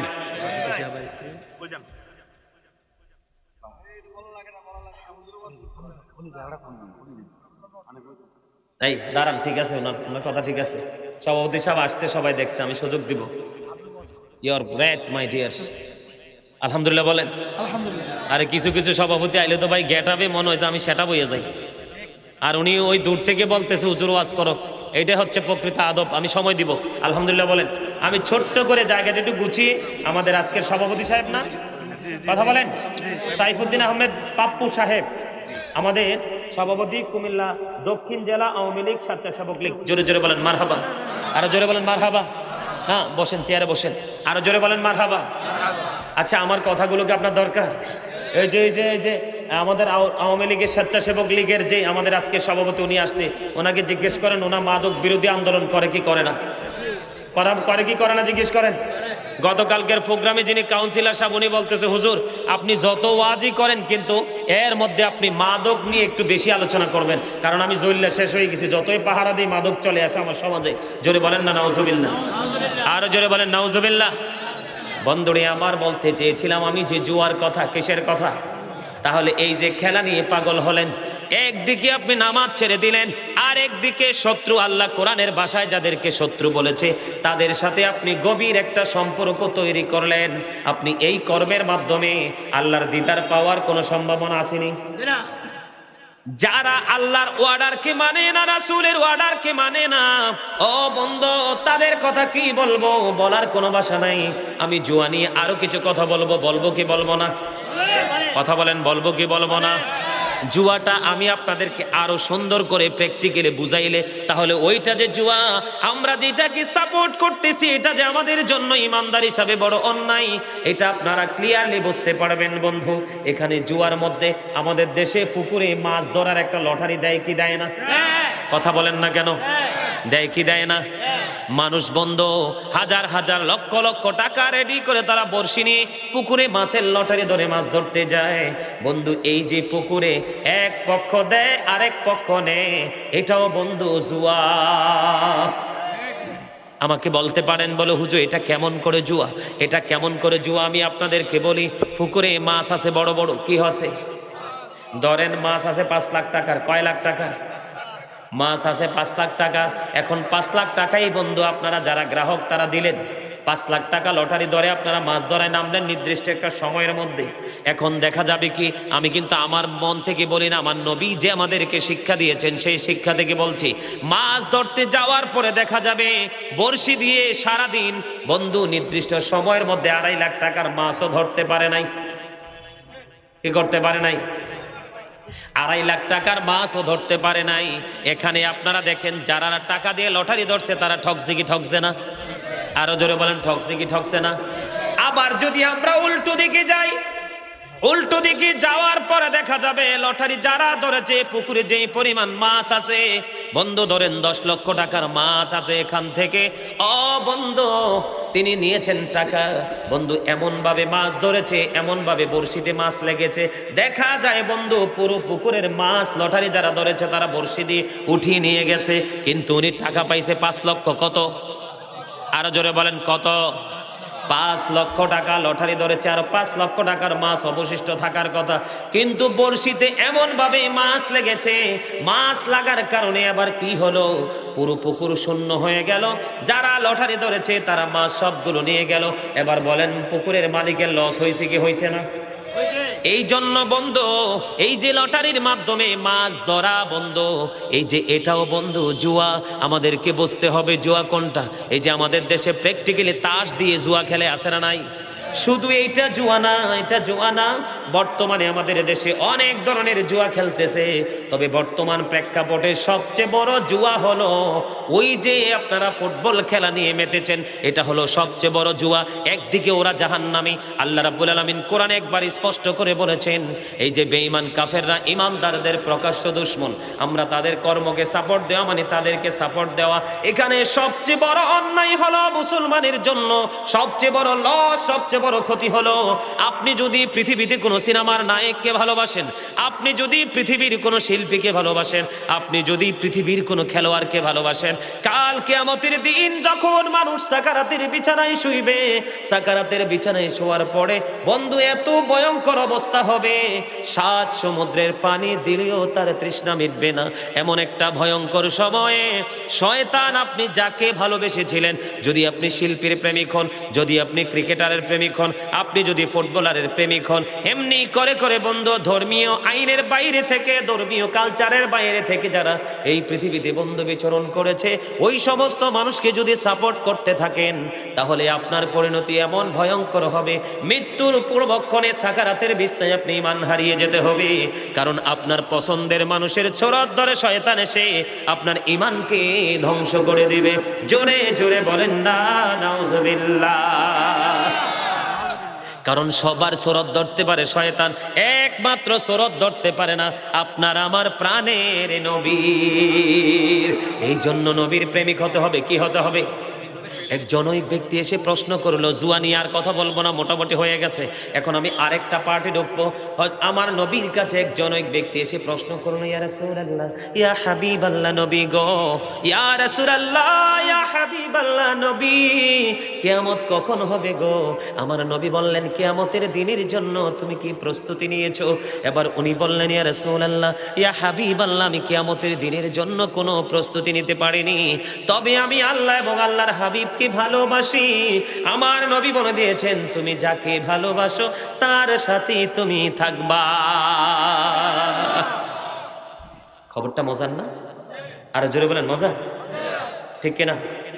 আমাদের সভাপতি সাহেব কি কিছু বলবেন? হ্যাঁ, বসবেন একটু। আচ্ছা আলহামদুলিল্লাহ, উনি বসবে বলছে একটু আলহামদুলিল্লাহ বলেন। তাহলে নবীর সাথে প্রেম, নবী কি উত্তর দিয়েছেন? নবীর কথা সত্য না মিথ্যা? হি ওয়াজ ভেরি ট্রুথফুল, তিনি শ্রেষ্ঠ সত্যবাদী ছিলেন, এতে কোনো সন্দেহ নাই। যিনি সন্দেহ করবে তার ঈমান, কথা বলেন না কেন? নবীর কথাতে কোনো গলদ আছে আপনারা মনে করেন? এদিকে তাকান, ঈমান, ঈমান যে আমরা ঈমান, ইসলামের খুঁটি কয়টা? 5 pillars of Islam, 5টা খুঁটি। কয়টা? এর মধ্যে প্রথম কোনটা? ঈমান, the first pillar of Islam. প্রথম খুঁটি কোনটা? ঈমানের দিকে যদি নজর দেন বন্ধু, গভীরে ঢুকতে হবে। আমি আপনাদেরকে বলতে চাই, ইসলামের প্রথম খুঁটি সেটা হলো, প্রথম যদি ঈমানের দিকে তাকাই, প্রথম আমরা মালিকের কাছে যেতে হবে। কোথায় যেতে হবে? There is no God but Allah. সে আল্লাহ ব্যতীত কোনো উপাস্য নেই, কোনো ইলাহ নেই। তার মানে লা ইলাহা ইল্লাল্লাহ, এটা হলো তাওহীদ। আর কালিমার যদি পরের অংশটার দিকে নজর দেই, মুহাম্মাদুর রাসূলুল্লাহ সাল্লাল্লাহু আলাইহি ওয়াসাল্লাম is the messenger of Allah. Allah of the first pillar is the lord of world, রব্বুল আলামিন। এখানে একটা পার্ট, মুহাম্মাদুর রাসূলুল্লাহ সাল্লাল্লাহু আলাইহি ওয়াসাল্লাম is the blessing for the world, রহমাতাল লিল আলামিন। দুইটা দিক। কয়টা? কথা বলে না কেন? আরো জোরে কয়টা? এই নবী সম্পর্কে অত্যন্ত চমৎকার বয়ান দিয়েছেন ডক্টর আহমদ পেয়ারা বাগদাদি শাহপুর দরবার শরীফের পীর সাহেব। উনি অত্যন্ত চমৎকার ভাবে তিনি যখন কিতাব লিখেছেন, উর্দুতে, ননস্টপলি উর্দুতে রেখেছেন। যখন তিনি ইংলিশে কিতাব রচনা করেছেন, একটা কিতাব লিখেছেন প্রফেট লাভ হুব্বুন নবী। এই কিতাব পড়লে বন্ধু কোন দুর্বল ইমানদার স্থির থাকতে পারবে না। উনি অত্যন্ত চমৎকার ভাবে তিনি মেসেজ দিয়েছেন, of all the great religious personalities of all profit Muhammad সাল্লাল্লাহু আলাইহি ওয়াসাল্লাম ওয়াজ দ্য মোস্ট সাকসেসফুল। জোরে জোরে বলেন না সুবহানাল্লাহ। আরে আরো জোরে বলেন না সুবহানাল্লাহ। আরেকটু মহব্বতে সুবহানাল্লাহ। আমি যদি আমেরিকার দিকে নজর দেই, আমেরিকার গবেষক মাইকেল এইচ হার্ট তিনি বক্তব্য দিয়েছেন, the 100 A ranking of the most influential person in the history. 100 জন প্রভাবশালীর তালিকায় আমার নবীকে শ্রেষ্ঠ বলে তিনি আখ্যায়িত করেছেন। এদিক দিয়ে নবী ওই জনৈক ব্যক্তির প্রশ্নের জবাবে কি বলেছেন, যে তুমি যাকে ভালোবাসো তার সাথে তুমি থাকবা। ইমানদার হিসাবে আমরা পৃথিবীতে যা করছি সবই আমাদের জন্য নেয়ামত। কথা বলেন না কেন? আমাদের জন্য সব কি? আমাদেরকে সেই নেয়ামতকে আমরা নেয়ামত হিসাবে জানতে হবে, নেয়ামত হিসেবে চিহ্নিত করতে হবে। নেয়ামতকে নেয়ামত হিসাবে যদি আমরা পেতে চাই, তাহলে বন্ধু হক্কানি আলেমদের সাথে একটা প্রেমের ডুরি লাগাইতে হবে। আল্লাহ রাব্বুল আলামিন চমৎকার ভাবে বলেছেন, ফাদখুলি ফি ইবাদি ওয়াদখুলি জান্নাতি। আল্লাহ প্রথম ইশারা করেছেন তোমরা যুক্ত হও, তোমরা অ্যাডজাস্ট হও। তারপরে আল্লাহ রাব্বুল আলামিন ডাক দিয়েছেন, আল্লাহ বলেছেন, join with my dear people, come to my paradise. আল্লাহ বলেছেন তোমরা আমার প্রিয় লোকেদের সাথে যুক্ত হও আর আমার জান্নাতে চলে আসো। জোরে জোরে সুবহানাল্লাহ। আর একটু মহব্বতে বলুন সুবহানাল্লাহ। বন্ধুরে আমার, নবীর প্রেম অত্যন্ত মধুময়, কারণ নবীকে চিনতে না পারলে আপনার আমার চেনার কোনো উপায় নাই। আমি সব সময় বলে থাকি, ইসলামের নির্যাস হলো সরকারে মদিনা। 1,24,000 মতান্তরে 2 লক্ষ, মতান্তরে 3,24,000 নবী রাসূলের মধ্যে আল্লাহ 8 জনকে স্বর্গীয় উপাধি দিয়েছেন। এর মধ্যে বন্ধু 8 জনকে স্বর্গীয় উপাধি দিয়েছেন। এর মধ্যে একটা হলো আপনার আমার নবী, যাকে আল্লাহ চিরস্থায়ীভাবে উপাধি দিয়েছেন, যাকে বলেছেন হাবিবুল্লাহ। আমি সব সময় বলে থাকি, I am very successful person, কারণ আমি আখির নবীর উম্মত হতে পেরেছি। এটা আমার জীবনের সবচেয়ে বড় নিয়ামত। ঠিক না বা ঠিক? বুঝি আসে কি আসে না? এই জায়গাটা ক্লিয়ার হওয়ার দরকার আছে না নাই? বন্ধুরে আমার, নবীর প্রেম কত গভীর। আমি আপনাদেরকে ছোট্ট একটা এক্সাম্পল দিব। আপনারা ইতিপূর্বে শুনেছেন কিনা জানি না, যদি শোনেন তাহলে ভালো। আজকে শুনলে 12 করে ব্রেইনে সেট আপ দিতে পারবেন। আমার নবী মদিনায় থাকা অবস্থায় 27টা যুদ্ধ করেছেন। কয়টা? 27টা যুদ্ধ করেছেন। এর মধ্যে সবচেয়ে বড় যুদ্ধ হলো উহুদের যুদ্ধ। আপনারা সবাই জানেন, আলেম ওলামাদের কাছ থেকে, আমার নবীর দান্দান মোবারক উহুদের ময়দানে শহীদ হয়েছে। আমার নবীর দান্দান মোবারক যখন উহুদের ময়দানে শহীদ হলো, আমার নবীর মুখ মোবারক দিয়ে লোহ মোবারক বের হতে থাকলো। যখন লোহ মোবারক বের হতে থাকলো, হযরতে মালিক বিন সিনান দেখে সহ্য করতে পারলো না। উনি আমার নবীর রক্ত মোবারক চুষতে শুরু করলেন। এবার আমার নবী একটা ডাক দিয়ে বললেন, রে মালিক বিন সিনান, তুমি রক্তবক্ষণ করো না, রক্তবক্ষণ করো না। এবার আমার নবী যখন বললেন, মালিক বিন সিনান একটা ডাক দিয়ে বললেন, ইয়া রাসূলুল্লাহ, ইয়া হাবিবাল্লাহ, নবী গো, ও প্রাণের নবী, আমি আপনার একটা ফোঁটা রক্ত উহুদের জমিনে পড়তে দিব না। আমার নবী বলতেছেন, রক্তবক্ষণ করো না, ফেলে দাও। মালিক বিন সিনান বলতেছেন, আমি একটা ফোঁটা রক্ত উহুদের ময়দানে পড়তে দিব না, একটা ফোঁটা রক্ত আমি উহুদের ময়দানে পড়তে দিব না, আমি আপনার রক্তগুলো বক্ষণ করতে থাকবো। এবার বন্ধু আমার নবী এই কথা বলে মালিক বিন সিনান রক্ত বক্ষণ করতে শুরু করলেন। রক্ত বক্ষণ করতে করতে করতে করতে শেষ রক্তের ফোঁটা যখন শুরু হলো, চোষা শেষ হয়ে গেল। আমার নবী, আপনার নবী, দো জাহানের বাদশা নবী এবার উত্তর দিয়ে দিলেন, তোমরা দুনিয়ায় যদি কোনো জান্নাতি মানুষ দেখতে চাও, তাহলে মালিক বিন সিনানকে দেখে না। আমার কথা মনে আপনারা বুঝেন নাই? কথা বুঝছেন? জীবনে কোনোদিন কোন হুজুর কইছিনি যে কোরআনে হাদিসে নবীর রক্ত খাওয়ার কথা আল্লাহ বলছে? কোনোদিন কি কেউ বলছে? কোনোদিন কেউ বলেনি। কিন্তু মালিক বিন সিনান নবীর প্রেমের কারণে নবীর রক্ত মোবারক চষতে থাকলেন। তার নবীর রক্ত মোবারক চষার কারণে তার বডিটা জাহান্নামের আগুন থেকে হারাম হয়ে গেল। প্রেমটা যদি এইভাবে করতে পারেন, তাহলেই কিন্তু আমাদের জীবনে সফলতা সম্ভব। শোনেন, এই আমার দিকে তাকান, আমার দিকে তাকান। এই যে দেখেন, এই যে দেখেন, ম্যাক্সিমাম যুবক ছেলেদের পরনে দেখা যায় জিন্স প্যান্ট, আছে না নাই? কথা কন, আছে না নাই? আমাদের মধ্যে অনেক মুরব্বীকে দেখা যায় লুঙ্গি এত নিচে নামাইয়া পড়ে, মানে লুঙ্গির সাথে সাথে মনে হয় যে রাস্তার ধুলাবালি সব তিনি কি করতেছেন, একত্রিত করে বাড়িতে নিতেছেন। এরকম হয় না? লুঙ্গি বলেন, প্যান্ট বলেন, ট্রাউজার বলেন, আমাদের যে সমস্যাগুলোর কথা বলছি বন্ধু, শরীয়তের দৃষ্টিকোণ থেকে আমি আপনাদেরকে বলবো, নবীর মহব্বত না থাকার কারণে, পিতা মাতা সন্তানকে সুশিক্ষা না দেওয়ার কারণে আজকে আমাদের মধ্যে ইসলামের যেই সংস্কৃতি, ইসলামী যেই কালচার, কিছুই আমাদের মধ্যে থাকতেছে না। ধীরে ধীরে সব বন্ধ দূরে চলে যাচ্ছে। ম্যাক্সিমাম ছেলের চুলের কাটিং দেখেন, এই নিস্তাল, এই কানের গোড়াটা হলো ডিজিটাল রেল লাইনের মতো একবারে প্লেন, ঠিক কিনা বলেন? আর এখন বর্তমানে আমাদের সরকার, প্রধানমন্ত্রী শেখ হাসিনা, বঙ্গবন্ধু কন্যা, উনি আসার পরে বন্ধু রাস্তাঘাটকে এত সুন্দর করেছে, কারণ আমরা পাখির মতো প্রতিদিন এক জেলা থেকে আরেক জেলা দৌড়াই, তার আর উপরের অংশটা ওই পিচ জ্বালা রাস্তার মতো। ও বন্ধু, মাঝে মাঝে দেখা যায় রাস্তা ভেঙে গর্ত হয়ে গেছে, আর মাথার মাঝখানটা ওই গর্তের মতো। এই যে চুলটা কাটছেন, বেঈমান কাফিরকে দেখে কাটছেন, এটা শরীয়তের দৃষ্টিকোণ থেকে কোনোভাবে শরীয়ত সম্মত নয়। কারণ চুল কাটার সিস্টেম হলো আপনি একবারে পুরো মাথাটা একরকম করে কাটবেন, এটা যদি সম্ভব না হয় কানের বলতি পর্যন্ত রাখবেন, এটা যদি না হয় আর একটু বড়, আর চেয়ে বড় হলে ঘাড় পর্যন্ত। এইটা হলো চুল কাটার সিস্টেম। এটার ধারে কাছেও আমরা নাই। সেলুনের কাছে গেলে দেখা যায় গ্লাসের মধ্যে যত বেঈমান কাফের মুশরিকের ছবি দিয়েছে, আপনার মুসলমানের ছেলে হওয়ার পরে আপনি সেই ডিজাইন দেখে চুল কাটেন। বন্ধু, আল্লাহ কোরআনে বলেছে, ইন্নাল কাফিরিনা কানু লাকুম আদুওয়াম মুবিনা। আল্লাহ বলেছেন, the heretics are the eternal enemy of the believers. আল্লাহ বলেছেন, বেঈমান কাফেররা আমরা ঈমানদারদের প্রকাশ্য দুশমন। এবার আসেন, আমরা যে পোশাক পরি, এদিকে তাকান, ছোট্ট করে বলবো টপিকস আকারে আমি আপনাদেরকে বলবো, আমরা যে পোশাক পরি, আল্লাহ বলেছেন কোরআনে 3 শ্রেণীর পোশাক দিয়েছে। কয় শ্রেণীর? কথা বলেন, উপকারে লাগবে, আমাকে শত্রু মনে করেন না। কারণ আমি আগেই বলেছি, আল্লাহ বলেছেন তুমিও জাহান্নাম থেকে বাঁচো, তোমরা জাহান্নাম থেকে বাঁচো, তোমাদের পরিবারকেও জাহান্নাম থেকে বাঁচাও।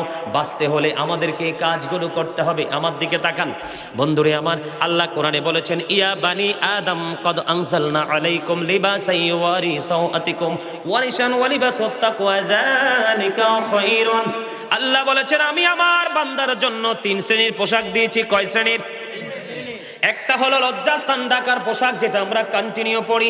2 নাম্বার হলো সাজের পোশাক। যেমন দেখেন, আমি যখন এসেছিলাম একটু নর্মাল ছিলাম, স্টেজে যখন আসলাম একটু গেট আপ টেট আপ নিয়ে আসলাম।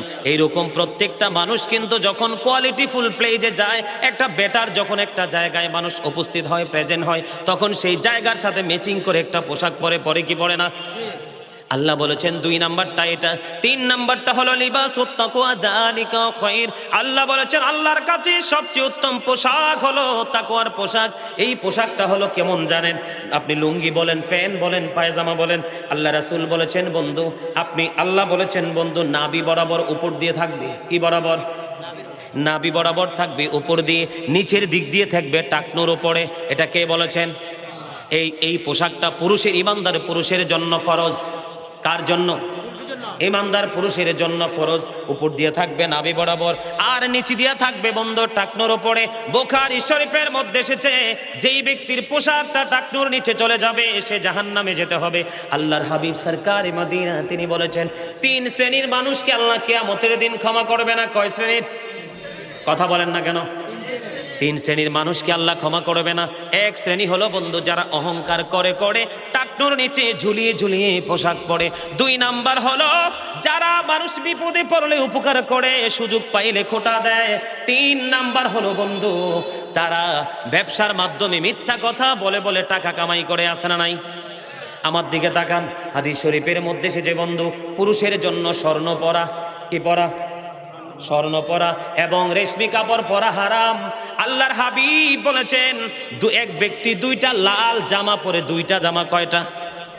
2টা লাল জামা পরে আমার নবী সরকারে মদিনার সামনে দিয়ে যায়। আমার নবীকে সালাম দিলেন।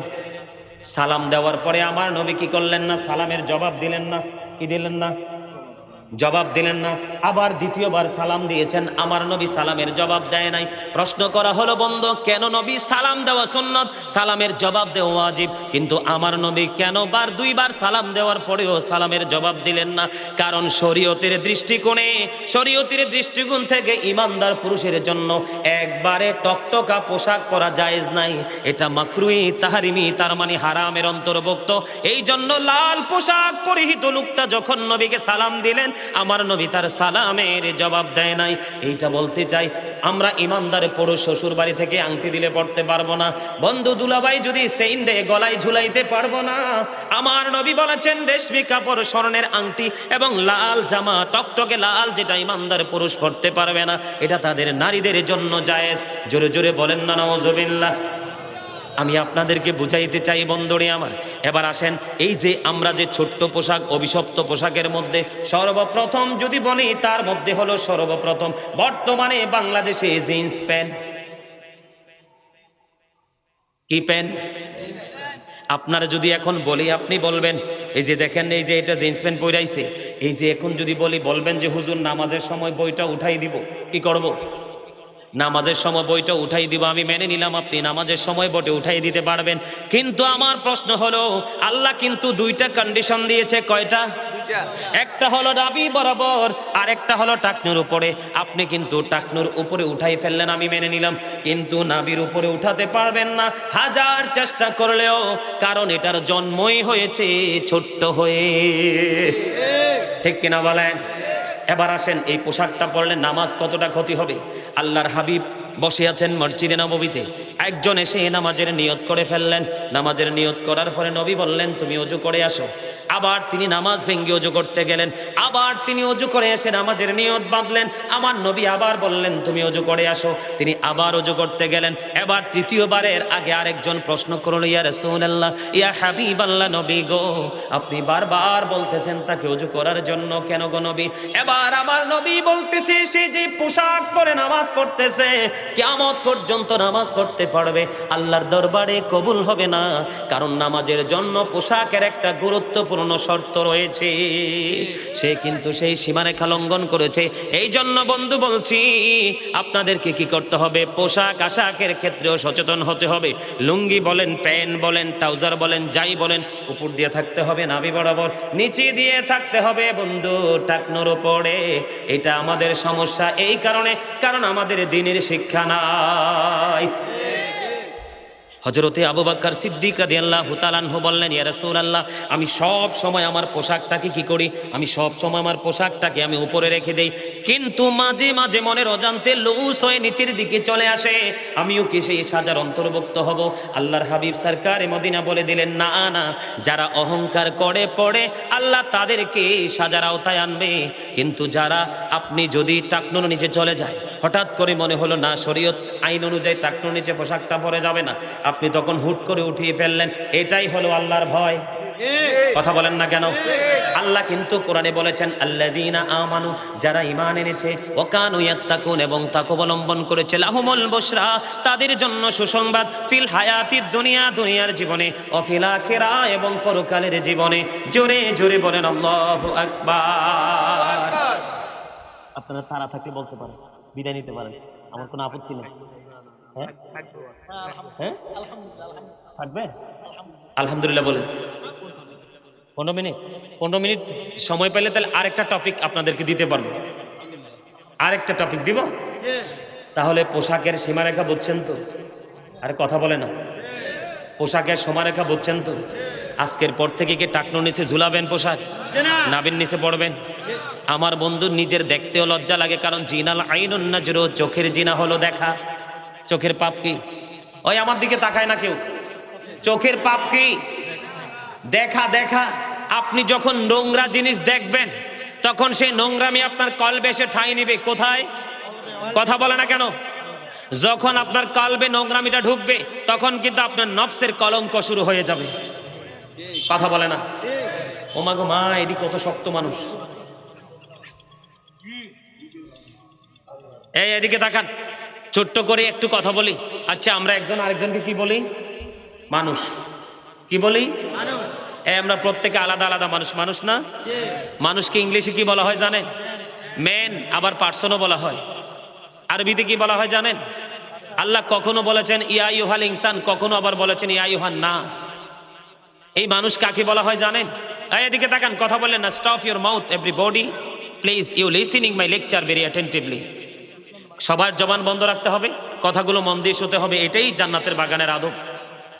আপনি যত বড়ই হন, আপনি যদি মনে করেন আই এম জিরো, তাহলে এখান থেকে হিরো হয়ে বের হয়ে যেতে পারবেন। আর আপনি যদি মনে করেন যে আই এম ভেরি সাকসেসফুল, লাভ নাই, আপনার মধ্যে অহংকার আছে। আল্লাহ বলেছেন, আল্লাহ ডাজন্ট লাইক দ্য প্রাউড। আল্লাহ অহংকারীকে পছন্দ, আল্লাহ অহংকারীকে দেখতে। এদিকে তাকান, যেই মানুষের কথা বললাম, এটা হলো বাহিরের মানুষ, যে চামড়ায় মোড়ানো মানুষ। কি? এই মানুষের কিন্তু 2 টাকা লাভ নাই, 2 টাকার পাওয়ারও নাই। কারণ মানুষ যখন মরে যায়, তখন মানুষে বলে ডেড বডি, বলে কি বলে না? ডেড বডি বলতে শুনছেন কি শুনছেন না? ডেড বডি বলা হয়, তার মানে মরা দেহ। কিন্তু জীবনে কোনোদিন কি শুনছেন ডেড সোল বলতে? কোনোদিন শোনেন নাই। কেন জানেন? See the soul is the order of my Lord. আত্মাটা হলো আল্লাহর ওয়ার্ডার, আল্লাহর নির্দেশ। ফার্স্ট টেন্স আলমে আরোহা, প্রেজেন্ট টেন্স এই পৃথিবী, ফিউচার টেন্স বর্জকি জীবন। আমি আপনাদেরকে বুঝাইতে চাই, এই যে দেহ, দেহের কিন্তু ক্ষয় আছে, ভিতরে আর একটা মানুষ আছে, সেটাকে আরবিতে বলা হয় রূহ, ইংলিশে বলা হয় সোল, বাংলাতে বলা হয় আত্মা। আল্লাহ বলেছেন, কওলির রূহু মিন আমরি রব্বি, say the soul is the order of my Lord. আত্মাটা হলো আল্লাহর নির্দেশ, অর্ডার। আজকে আছে, একদিন ছিল না। আজকে আছে, আরেকদিন থাকবে না। যেদিন থাকবে না, সেদিনকার সাথী কে হবে? আপনার এই বাস্তবতাই আপনার সাথী হবে সেদিন। সম্মানিত উপস্থিতি, তাহলে এখান থেকে কি বোঝা গেল? মানুষের আসল সত্তা কি? তার আত্মা। মানুষের আসল সত্তা কি? তার আত্মা। আপনার বডি এখানে থাকলে কোনো লাভ নেই, আপনার আত্মাকে এখানে রাখতে হবে। আরেকটা কথা হলো, খাবারে লবণ না দিলে কি খাইতে পারে? কেন? আরে ভালো লাগে না, উত্তর তো সঠিক নয়, বলবেন মজা হয় না, এরকম না বিষয়টা? সবই তো আছে, লবণ নাই, এই কারণে খাবারের স্বাদ নাই, আপনি খাইতে পারেন না। ঠিক লবণ ছাড়া যেমন খাবারটা টেস্ট হয় না, স্বাদ হয় না, ঠিক তেমনি প্রেম ছাড়াও কখনো আমল মজা লাগে না। আল্লাহ রাসূলের প্রেমে প্রেমিক হতে হবে, তাহলেই আপনার কাছে এই কথাগুলো আমল করতে অনেক বেশি মজা লাগবে। আরে ভাই, আল্লাহ তো আপনাকে দুনিয়ার কাজ করতে নিষেধ করেনি, আপনার পুরো সময়টা আপনার জন্য বরাদ্দ করে দিয়ে দিয়েছে। শুধু হালকা হালকা করে একটু একটু সময় আল্লাহকে একটু ডাকবেন। ডাকার মানে হলো আপনার সবগুলো কাজকে বৈধ বলে ঘোষণা দেওয়া হবে। আপনি নিজেই তো শোনেন কোন দিকে যাব। আল্লাহ রাব্বুল আলামিন সূরা ইউনূসের 44 নম্বর আয়াতে বলেছেন, ইন্নাল্লাহা লা ইয়াজলিমুন নাস। আল্লাহ বলেছেন আল্লাহ আল্লাহর বান্দার উপর অত্যাচার করে না, শাইয়্যা ওয়ালাকিন্নান নাসা আনফুসাহুম ইয়াজলিমুন। আল্লাহ বলেছেন আল্লাহ আল্লাহর বান্দার উপর অত্যাচার করে না, বান্দা নিজেই নিজের উপর অত্যাচার করে। যারা অত্যাচারী তাদের সম্পর্কে আল্লাহ চমৎকার এক ভয়ঙ্কর মেসেজ দিয়েছেন। আল্লাহ বলেছেন আল্লাহু লা ইউহিব্বুজ জালিমিন। আল্লাহ বলেছেন যারা জালেম, যারা অত্যাচারী, আমি আল্লাহ তাদেরকে পছন্দ করি না। অত্যাচার কি বুঝেন? আপনি নিজে জেনে বুঝে সুস্থ থাকার পরেও আপনি ইসলামের আইন, ইসলামের বিধান থেকে দূরে থাকার মানেই হলো আপনি নিজের সাথে অত্যাচার করতেছেন। এই অত্যাচারের একটা অংশ যদি আমি আপনাদের সামনে তুলে ধরি, এখন বর্তমানে বাংলাদেশে প্রেক্ষাপটে যেটা একটা, আমি এটাকে নোংরা মানি, সর্বোচ্চ নোংরামির পর্যায়ে নিয়ে গেছে। যেটা একটা বাচ্চাকে খতনা করাইলে আপনার বাড়িতে মিউজিক বাজে কি বাজে না? বিয়ের কথা হইলে বাজে কি বাজে না? বাচ্চাকে সুন্নত করাইছেন, এটা একটা সুন্নাহ। বিয়ে হচ্ছে বিয়ের মতো পবিত্র কাজ, আপনি গান বাজাচ্ছেন। গান বাদ্যযন্ত্র কতটা নোংরা সেটা কি জানেন? কথা বলেন, জানেন? জানেন না? আমার দিকে তাকান। আল্লাহর হাবিব সরকারে মদিনা তিনি বলে দিয়েছেন, মাঠে পানি দিলে যেমনি ফসল হয়, তেমনি মানুষের অন্তরে গান তেমনি ভাবে নোংরামি তৈরি করে। আল্লাহর হাবিব বলে দিয়েছেন, বন্ধু গানের আসরে যায় পাপী লোকেরা। কারা? গানের আসরে যায় পাপী লোকেরা, কান লাগাইয়া হৃদয় খুলে গান শুনে। নবী বলেছেন ফাসেকেরা। আর গানটা শোনার পরে বলে ভেরি সুইট, অনেক মজা হইছে গানটা, ঠিক কিনা বলেন? সেই রকম হইছে, ফ্যান্টাস্টিক। কয় কি কয় না? এই গান থেকে মজা নেওয়া হলো কুফরির অন্তর্ভুক্ত। জোরে বলেন না নাউজুবিল্লাহ। কিয়ামতের পূর্বক্ষণে একদল মানুষের এমন একটা সুরত ধারণ করবে, তার চেহারাটা বিকৃত হয়ে যাবে, মাটির মধ্যে তাদেরকে গ্রথিতকরণ করা হবে। নাউজুবিল্লাহ না। সুন্দর চেহারা বিশ্রী হয়ে যাবে। সুন্দর চেহারা কি হবে? মাটি তাদেরকে গ্রাস করবে। সে সময় আসতেছে, অটোমেটিক্যালি আসতেছে। আপনারা জানেন আমাদেরকে আল্লাহ কত সুন্দর করে বানাইছে। সূরা ৩ খুলে দেখেন, আলহামদুলিল্লাহিল্লাযী খালাকাল ইনসানা ফী আহসানি তাকওয়িম। সূরা ৩ আল্লাহ রাব্বুল আলামিন একবার স্পষ্ট করে বলে দিয়েছেন, বিউটিফুল শেপ। আমাদের গঠন প্রণালী অত্যন্ত চমৎকার, এত সুন্দর যেটা আসমান জমিন চন্দ্র সূর্যের চাইতেও সুন্দর করে আল্লাহ আমাদেরকে সৃষ্টি করেছেন। কোরআন শরীফের ৩০ পারায় আরেকটা সূরা হলো সূরা ইনফিতর। সূরা ইনফিতরের মধ্যে আল্লাহ রাব্বুল আলামিন বলে দিয়েছেন, ফি আইয়ি সূরাতিম মা শাআ রাক্কাবাক। আল্লাহ ক্রিয়েটেড দ্য মাইন্ড। আল্লাহ রাব্বুল আলামিন বলে দিয়েছেন আল্লাহ আমাদেরকে আল্লাহর মন মতো করে সৃষ্টি করেছে। এখন যদি আমি প্রশ্ন করি, বন্ধু এই মনোহরপুর উত্তর পাড়ার মানুষগুলোকে যদি প্রশ্ন করি, রে মোহনপুর, এই মোহনপুর উত্তর পাড়ার মানুষগুলোকে যদি প্রশ্ন করি, তুমি কেন বন্ধু অসুন্দর হয়ে গেলা? তুমি কেন রাইট ওয়েটাকে তুমি ওভারটেক করে তুমি রং ওয়ে অবলম্বন করলা? এটা তোমার কাছে অ্যাকসেপ্টেবল